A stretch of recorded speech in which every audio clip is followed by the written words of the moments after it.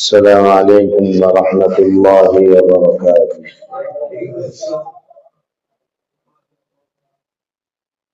الحمد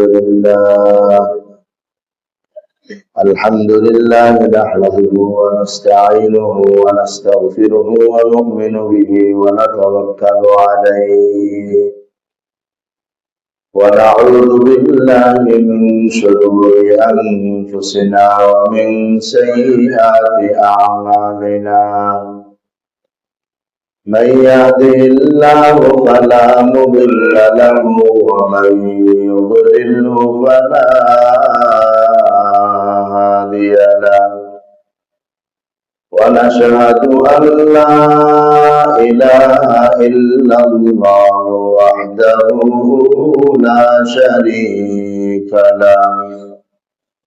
ونشهد أن سيدنا ونبينا ومولانا محمدا عبده ورسوله صلى الله تعالى عليه وعلى آله وأصحابه وبارك وسلم تسليما كثيرا كثيرا.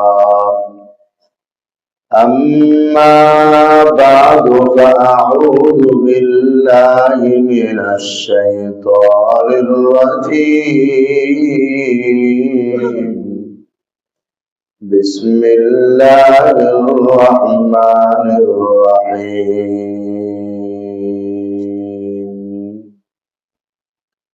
وإذا سألك عبادي عني فإني قريب أجيب دعوة الداع إذا دعان. آمنت بالله صدق الله مولانا العظيم وصدق رسوله النبي الأمي الكريم. ونحن على ذلك لمن الشاهدين والشاكرين والحمد لله رب العالمين. سبحانك لا علم لنا إلا ما علمتنا إنك أنت العليم الحكيم. اللهم صل على محمد وعلى آل محمد كما صليت على إبراهيم وعلى آل إبراهيم إنك حميد مجيد. اللهم بارك على محمد وعلى آل محمد كما باركت على إبراهيم وعلى آل إبراهيم إنك حميد مجيد. মোহতারাম ইমানি দ্বীনি ভাইরা, আল্লাহ রাব্বুল আলামিনের দরবারে অসংখ্য অগণিত শুকর যিনি আমাদেরকে পবিত্র মাহে রমজানের 23তম দিনে আল্লাহ তাআলার ঘরে জুমার নামাজ আদায় করার জন্য আসার বসার তৌফিক দান করেছেন। শুকর আদায় করি আলহামদুলিল্লাহ। ইমানি দ্বীনি ভাইরা, আর মাত্র এক সপ্তাহ সময় আমাদের সামনে রমজান মাস বাকি আছে। আগামী শুক্রবার 30তম রোজার দিন পরে যদি 29 তারিখের সন্ধ্যায় বৃহস্পতিবারে চাঁদ দেখা যায় তাহলে 30তম রোজার দিন হয়ে যাবে শাওয়াল মাসের 1 তারিখ ঈদ উল ফিতর। আর যদি চাঁদ না দেখা যায় তাহলে মাস 30 দিনে পুরা করে তারপরে শনিবারে ঈদ উল ফিতর উদযাপিত হবে ইনশাআল্লাহ। হুজুর আকরাম সাল্লাল্লাহু আলাইহি ওয়াসাল্লামের যুগ থেকে নিয়ে মুসলমানদের রোজা ঈদ পালন করার জন্য আল্লাহ নবী চাঁদ দেখার কথা বলেছেন। সাহাবাই কেরাম চাঁদ দেখে রোজা ঈদ পালন করেছেন। আমাদেরও বিধান একই, চাঁদ দেখে রোজা ঈদ পালন করা। 1450 বছর পরে সে নতুন কিছু মত, নতুন কিছু পথ যুক্ত হচ্ছে। যে নতুন পথ আর মতের কারণে বিশ্বব্যাপী বিশৃঙ্খলা সৃষ্টি হচ্ছে। কেউ বলছেন মুন কনজাংশনের মাধ্যমে রোজা ঈদ পালন করতে হবে। কনজাংশন বলা হয় সূর্য, চাঁদ এবং পৃথিবী যখন একই রেখা বরাবর থাকে তাকে বলা হয় কনজাংশন, যেটাকে আমরা সহজ ভাষায় বলবো অমাবস্যার মধ্যখান।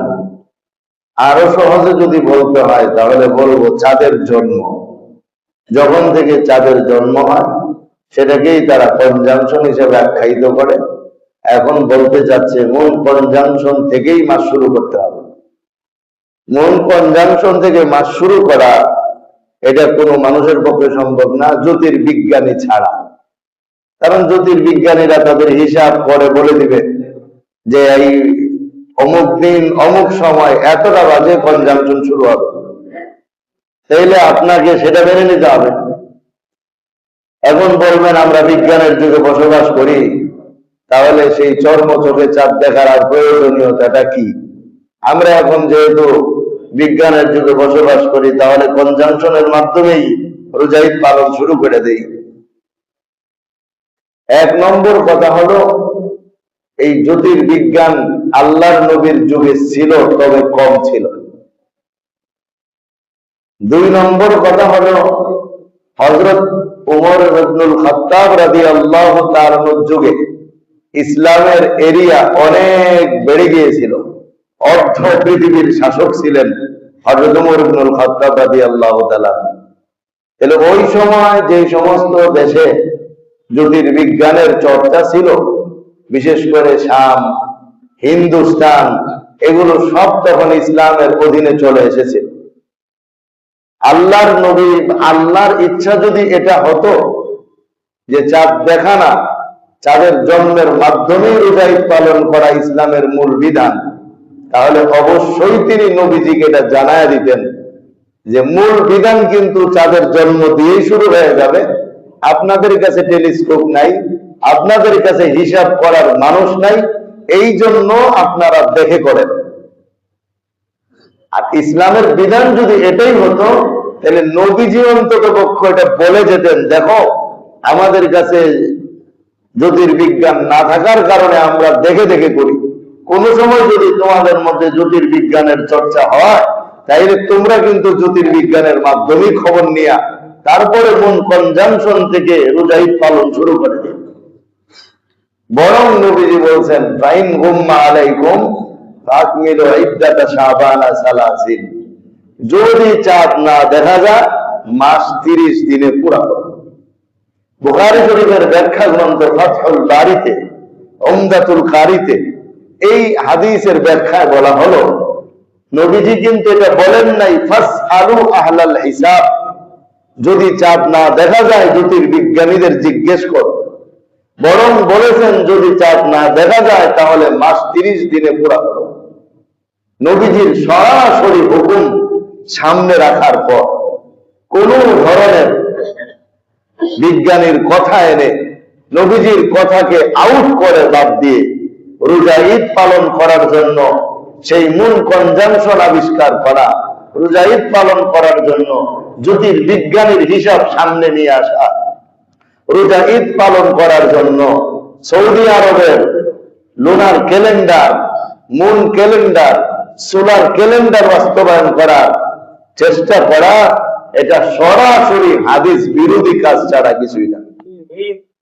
এক শ্রেণীর মানুষ উঠে পড়ে লাগছে বাংলাদেশের মধ্যে। আগামী শুক্রবার 20 মার্চ ঈদ উল ফিতর উদযাপন করতেই হবে, সাংবাদিক সম্মেলন করছে। তো চাঁদ না দেখে ঈদ উল ফিতর, আল্লাহ নবীর কথাকে এইভাবে অগ্রাহ্য করা।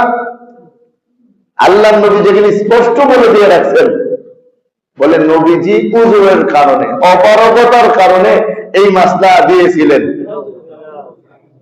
নবীজির হুজুর কি ছিল? জ্যোতির্বিজ্ঞানের হিসাব ছিল না। আমরা তো এটা জানি, আমাদের নবীজিকে আল্লাহ তাআলা সমস্ত এলেম দান করেছিলেন, এই বিশ্বাস আছে কিনা আমাদের? তাইলে জ্যোতির্বিজ্ঞানের এলেমও নবীর কাছে ছিল, এটা অস্বীকার করার কোনো পথ নাই। উম্মতের কাছে তখন ছিল, তবে কম। বুখারী শরীফের ব্যাখ্যা গ্রন্থে আছে, লাম ইয়াকুনু যালিকা ইল্লা নাজরাল ইয়াসির, তৎকালীন সময়ে মানুষের কাছে জ্যোতির্বিজ্ঞানের চর্চা ছিল, তবে খুব কম। আমি আপনাদের জিজ্ঞেস করি, আমাদের এই যুগে কি জ্যোতির্বিজ্ঞানের চর্চা অনেক বেশি? এখানে যে হাজার মুসল্লিদের মধ্যে কয়জন জ্যোতির্বিজ্ঞানী আছে ভাই? একজনও নাই। এখানে যে 1000 মুসল্লি নিচে বসা, এর মধ্যে একজন কি জ্যোতির্বিজ্ঞানী আছে? একজনও নাই। আমাদের দেশে কতগুলো ভার্সিটিতে জ্যোতির্বিজ্ঞানের চর্চা হয়, 2-1টা বিজ্ঞান কলেজের মধ্যেই জ্যোতির্বিজ্ঞানের চর্চা হয়।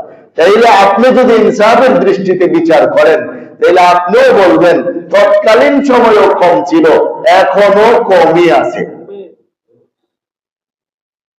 ইসলামের বিধান যেটা পরিষ্কার, 1400 বছরের মুসলমান রোজা ঈদ পালন করে আসছে কিনা ভাই?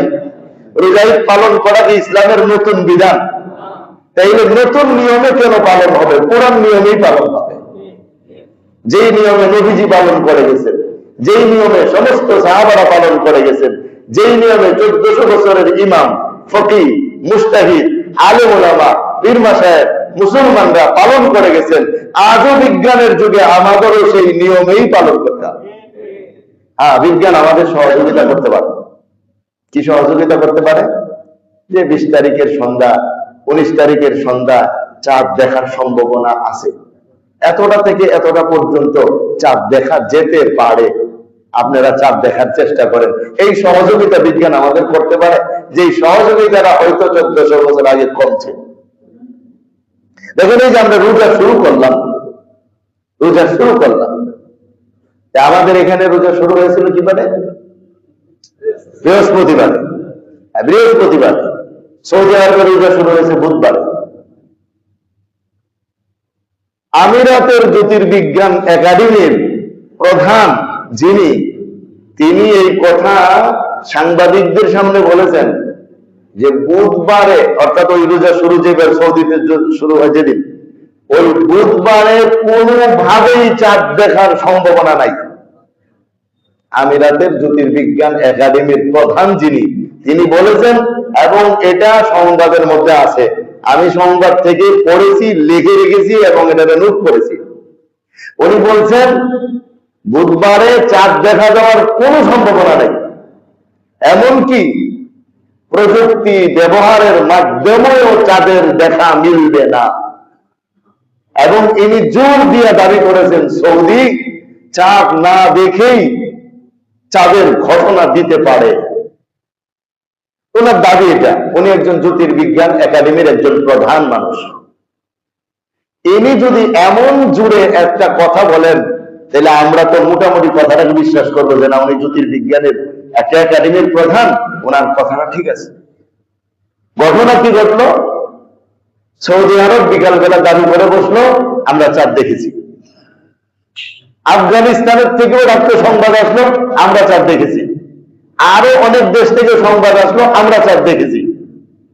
এখন আপনি দেখেন, জ্যোতির্বিজ্ঞান একাডেমির প্রধান দৃঢ়তার সাথে ঘোষণা দিল বুধবারে সন্ধ্যায় চাঁদের দেখা কোনোভাবে মিলবে না। আর এক দেশের পর আরেক দেশ, এরকম 8-10টা দেশের মানুষ বলতেছে আমরা চাঁদ দেখেছি। এখন জ্যোতির্বিজ্ঞানের হিসাব আর মানুষের চোখের দেখার মধ্যে পার্থক্য হলো কিনা? এখন এই ক্ষেত্রে আপনি কিভাবে বলবেন যে না, চোখে চাঁদ দেখার দরকার নাই, জ্যোতির্বিজ্ঞান যা বলে আমরা তাই মেনে নিয়ে রোজা ঈদ পালন করব? এই বিজ্ঞানের উৎকর্ষতার যুগে আজও আমাদের সামনে দিবালোকের ন্যায় পরিষ্কার হচ্ছে জ্যোতির্বিজ্ঞানের হিসাব 100% সঠিক নয়। চ্যালেঞ্জের সাথে আমরা বলতে পারি, যদি 100% সঠিক হতো, তাহলে লুনার ক্যালেন্ডারে আছে বুধবারে চাঁদ দেখা যাবে সৌদি আরবে। আমিরাত তো সৌদি আরব থেকে বেশি দূরে না, আমিরাতের জ্যোতির্বিজ্ঞানী এই ক্যালেন্ডারকে অস্বীকার করে বলতেছেন আজ চাঁদ দেখা যাবে না, অথচ চাঁদ দেখা গেল। বাংলাদেশে যারা সৌদিকে অনুসরণ করে রোজা ঈদ পালন করে, এমন এক ব্যক্তির কাছে আমার এই মেসেজ পৌঁছেছে যে আজকে সৌদিতে আফগানিস্তানে চাঁদ দেখা গেছে। ওই বেচারা তেলে বেগুনে জলে আমাকে পাল্টা কঠিন ভাবে মেসেজ পাঠিয়েছে যে অসম্ভব চাঁদ দেখা যাওয়া, এরা চাঁদ দেখে নাই, এরা জ্যোতির্বিজ্ঞানের হিসাবের উপর ভিত্তি করে রোজা ঈদ পালন করছে। যদি চাঁদের বয়স এত হয় এত হয় এত হয় তাহলে কিভাবে দেখা যাবে? আপনি কিভাবে এই কথা বিশ্বাস করতে পারেন? তাহলে কি আমি বলবো সৌদি আরব ওরা মিথ্যা কথা বলছে, আফগানিস্তান মিথ্যা কথা বলছে, চাঁদ না দেখেই তারা ঘোষণা দিয়েছে? তাহলে আবার চিন্তা করে দেখেন, জ্যোতির্বিজ্ঞানের উপর রোজা ঈদ আল্লাহর নবী ছাড়েন নাই, সাহাবাই কেরাম ছাড়েন নাই, অতীতের কোন ইমাম মুহাদ্দিস মুজতাহিদ ছাড়েন নাই। আমাদের জ্যোতির্বিজ্ঞানের উপর রোজা ঈদ ছেড়ে দেওয়া জায়েজ হবে না। সুতরাং রোজা ঈদ পালন করার জন্য চাঁদ দেখাই আমাদের জন্য জরুরি। সৌদি আরবের সূর্য দিয়া বাংলাদেশে যেরকম কাজ হয় না, সৌদি আরবের চাঁদ দিয়েও বাংলাদেশে কাজ হবে। বাংলাদেশের মুসলমানদের জন্য আল্লাহ চাঁদ আসার ব্যবস্থা করে রাখছেন। চাঁদকে বানাইছেন এই সিস্টেম করে যে সারা পৃথিবীতে ঘুরে ঘুরে দেখা দিবা। সারা পৃথিবীতে ইংরেজি তারিখ কি ভাই একটা থাকে? একটা থাকে না। আমি যে নকশা আপনাদের সামনে পেশ করেছিলাম, ওই নকশা আপনারা দেখতে পারেন। 180 ডিগ্রি দ্রাঘিমা যে পূর্বাঞ্চলে আছে, তার এক পাশে রবিবার হলে পরের পাশে সোমবার হয়, এক পাশে 19 তারিখ হলে পরের পাশে 20 তারিখ হয়। গোটা পৃথিবীতে সৌর হিসাবে ইংরেজি তারিখ একটা থাকে না, দুইটা বিদ্যমান থাকে। তাহলে লুনার ক্যালেন্ডার বা সোলার ক্যালেন্ডার বা চন্দ্র মাসের ক্যালেন্ডার সারা পৃথিবীতে এক তারিখ কিভাবে সম্ভব? এটা অসম্ভব, অবৈজ্ঞানিক, অযৌক্তিক, অন-ইসলামিক কথা ছাড়া কিছু। এখন বিজ্ঞানের উৎকর্ষতার নামে মানুষ আমাদেরকে ধোঁকা দেওয়ার চেষ্টা করে, আর বলে মোল্লারা বিজ্ঞান আর কি বুঝে। আসেন আমরা যখন বসি দেখেন বিজ্ঞান আমরা কতটুকু দরকার। আলহামদুলিল্লাহ এতটুকু আল্লাহ আমাদের বুঝ দিয়ে রাখছে, এতটুকু পড়াশোনা আমরা করার চেষ্টা করি, যতটুকু দরকার লাগে এতটুকু পড়াশোনা আমরা করার চেষ্টা করি। আল্লাহ তাআলা আমাদেরকে সেই তৌফিক দান করেন এবং আমরা যেন সবাই সঠিকভাবে এই বিজ্ঞানের নামে আমাদেরকে ধোঁকা দেওয়ার কি দরকার আছে? আর সারা দেশের মধ্যে কি ফেতনা লাগাইছে। বাংলাদেশে মানুষ 4 দলে বিভক্ত। একদল আমরা চাঁদ দেখে রোজা ঈদ পালন করি, আরেক দল বলে ভাই নুন কনজামশন, নিয়মনে রোজা ঈদ পালন করতে হবে। আরেক দল বলে না, সৌদি আরবে চাঁদ দেখা গেলেই আমাদের রোজা ঈদ পালন করতে হবে। আরেক দল বলে না, ক্যালেন্ডারে যেভাবে আছে ওইভাবেই রোজা ঈদ পালন করতে হবে। অস্ট্রেলিয়াতে 4 দল মানুষ, আমেরিকাতে 3 দল মানুষ, মানে দলে দলে বিভক্ত হয়ে গেছে মুসলমান এই নতুন নতুন মত আর নতুন নতুন পথ আবিষ্কার করার জন্য। আগের যুগে এত মত আর পথ ছিল না, একটাই মত ছিল, কি? চাঁদ দেখা। একটাই মত কি ছিল ভাই? চাঁদ দেখা। এখন মনে করেন চাঁদ দেখতে গিয়া আজিমপুরের মানুষ একদিন চাঁদ দেখছে, ওই মিরপুরের মানুষ আরেকদিন দেখছে। আজিমপুরের যেদিন দেখছে সেদিন পরের দিন করছে, মিরপুরের পরের দিনই করছে, যেদিন দেখছে পরের দিন করছে। কিন্তু আজিমপুর আর মিরপুরের মাঝে তখন কোনো ঝগড়া হয়নি। আজিমপুরের বলছে হ্যাঁ মিরপুরের হকের উপরে আছে, চাঁদ দেখেই তো করছে। মিরপুরের বলছে না, আজিমপুরের হকের উপরে আছে, চাঁদ দেখেই তো করছে। দেখেন 2 দিনের ব্যবধানও আগে হয়েছে, কিন্তু একের প্রতি আরেকজনের কোনো দোষারোপ ছিল না। আর বর্তমানে কি হচ্ছে? ওরা ডাইরেক্ট আমাদেরকে বলতেছে আগামী শুক্রবার যদি তোমরা রোজা রাখো তাহলে ঈদের দিনে রোজা রাখবা, কবিরা গুনাহ হবে। তাহলে আমাদের তো কবিরা গুনাহগার বানায় ফেলাইতেছে। আমরাও বলে দিতেছি যে আগামী শুক্রবার যদি চাঁদ না দেখে তোমরা ঈদ করো, তো মনে রাখো রোজার দিনে তোমরা ঈদ করে কবিরা গুনাহগার করলাম। এখন আগে দেখেন ভিন্ন দিনে ঈদ হয়েছে, কিন্তু পরস্পরের নীতি একটা থাকার কারণে মুসলমানদের মধ্যে কোনো বিভাজন ছিল না। আর বর্তমানে নীতি পাল্টায় যাওয়ার কারণে এক মুসলমানের কাছে আরেক মুসলমান গুনাহগার। কথাটা কি আমরা বুঝতে পারছি? এই জন্য নতুন কোন মত আমাদের দরকার নাই, নতুন কোন পথ আমাদের দরকার নাই। 1400 বছরের মুসলমান যেই পথে চলেছে আমরাও সেই পথের পথিক ইনশাআল্লাহ। আল্লাহ আমাদের বুঝার তৌফিক দান করুন।